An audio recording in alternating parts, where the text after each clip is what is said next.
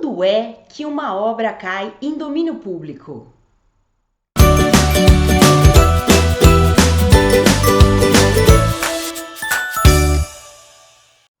Olá, sejam muito bem-vindos ao Passeio Literário. Eu sou Priscila e hoje vamos estrear um quadro novo, o Contextualizando. É aqui que eu vou trazer para vocês dicas de leituras, curiosidades sobre o mundo da literatura, vamos falar sobre os principais prêmios ao redor do mundo e muito mais. Então, se além das resenhas você também gosta de conteúdos referentes ao mundo literário, deixe o seu curtir. Esse vai ser o meu parâmetro para continuar ou não trazendo esse conteúdo para vocês. E para estrear o quadro, eu quero falar sobre direitos autorais. Bem, a Lei de Direitos Autorais ela é relativamente nova. Se nós formos pensar na antiguidade, vamos pegar aí o exemplo da Grécia e de Roma, não se tinha essa discussão acirrada sobre os direitos do autor. Naquela época, as reproduções eram feitas por copistas, ou seja, reproduzia-se a obra num volume muito pequeno. Na Grécia, não se respeitava o que hoje nós entendemos como sendo o direito moral do autor. Ou seja, à medida em que as cópias eram feitas, os copistas tinham a liberdade de fazer as alterações que julgassem necessárias. Por quê? Os gregos acreditavam que o mais importante era a transmissão das ideias, não necessariamente algo que fosse fiel àquilo que o autor havia deixado. Em Roma já se tinha um cuidado maior, eles buscavam manter a originalidade dos textos. Com o surgimento da imprensa no século XV, pelas mãos do alemão Gutenberg, as cópias começaram a ser reproduzidas num volume muito maior. E aí se começou a levantar algumas questões sobre o direito do autor. A primeira lei que se tem conhecimento a esse respeito sobre esta temática data de 1710 e é conhecida como a Lei da Rainha Ana, da Inglaterra. Porém, esta lei privilegiava os livreiros, ou seja, os comerciantes de livros e os editores. Não era voltada especificamente para os autores. É apenas em 1886, na Convenção de Berna, na Suíça, que se estabelece então um documento para resguardar os direitos dos autores. Inclusive, este ainda é um dos textos base quando se discute toda a legislação, né? É um dos textos no qual se baseia toda a legislação de direitos autorais ao redor do mundo. No Brasil, a primeira lei data de 1898. Em 1988, ou seja, 90 anos depois, esta lei ela foi incluída no artigo 5º da Constituição Federal. 10 anos depois, em 1998, ela foi então editada e permanece até hoje. Se você quiser conhecer, é a Lei 9.610.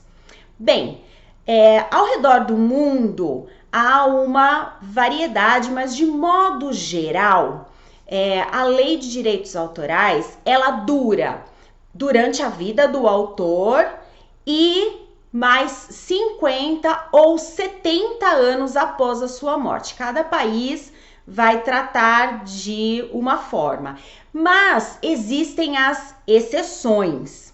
No Brasil, adota-se então 70 anos. Como é que é contado esse tempo? Então, o autor ele tem os direitos da própria obra, e aí nós estamos falando de literatura, de artes e de produção científica também. Então, durante toda a sua vida e 70 anos após a sua morte. Então, os direitos são pagos aos seus sucessores. Esse tempo é contado da seguinte forma: inicia-se a partir de 1º de janeiro do ano seguinte à morte do autor. Por isso, 1º de janeiro é o Dia Mundial do Domínio Público. Por quê? Contados então a partir de 1º de janeiro, fazendo 70 anos da morte do autor, a obra cai em domínio público. Agora, em 2019, por exemplo, caiu em domínio público as obras de Monteiro Lobato.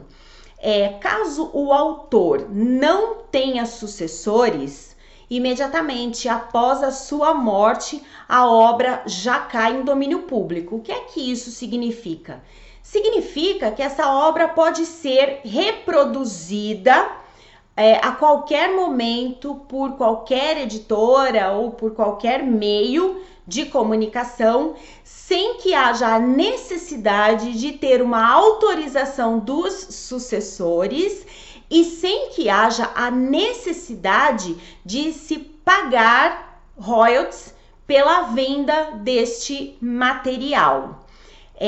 Eu vou deixar aqui para vocês o link do domínio público, do site Domínio Público, que é um dos maiores, se não o maior site, a maior biblioteca digital que nós temos no Brasil.